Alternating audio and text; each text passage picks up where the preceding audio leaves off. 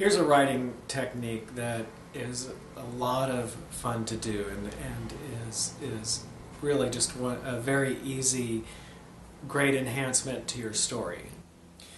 Have you ever been talking with someone about a book or movie and they bring something up about it that is a new revelation to you and you're like, oh wow, you're right, and then you think about the story in a different way, and it shows the depth of that story, and it reinvigorates your interest in the story. You can have the same effect happen within your story. One way of doing this is you're writing let's say a very intense scene full of action. This is something where something really big is going down, and you just maybe just use one sentence to mention one thing. Let's just say that one of your characters has a weapon, and before they can use it, they need to wait for a light on top to go to gradually get bright enough to they know they can fire. And when you're writing your action story, you have not explained this to the reader. You just go ahead and have that written into the story to where someone would have to look at it to go back and realize that that is what is happening. You can have the character involved in the scene and then describe that when a light on the weapon gets brighter, the face is lit up. Have it in so that it's there, but it's something that the reader would need to look for. And then at one point they fire, and whereas they didn't fire a second before where they could have made a better shot.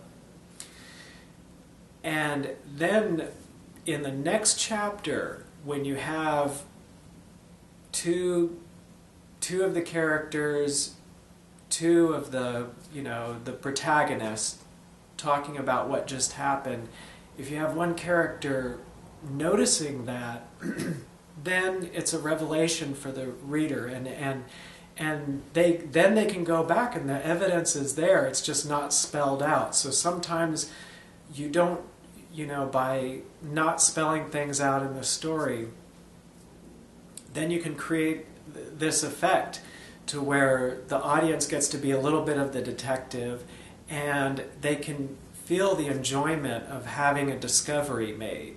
My experience with writing fiction is that there are things that I know are going on, and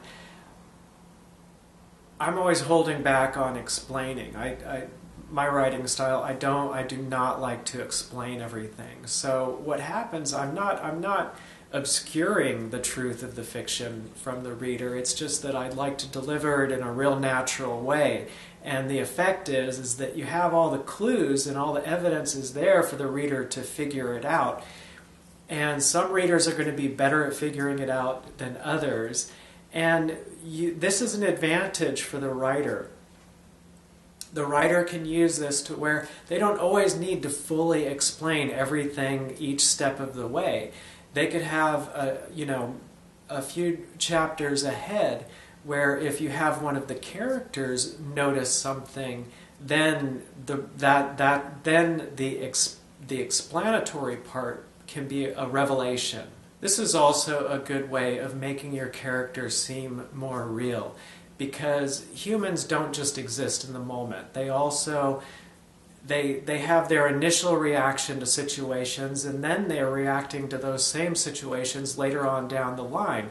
And they may change their strategy, or they may change their outlook or feeling or opinion about what they're going to do and the way things are later on. They don't need to make all those changes in the moment.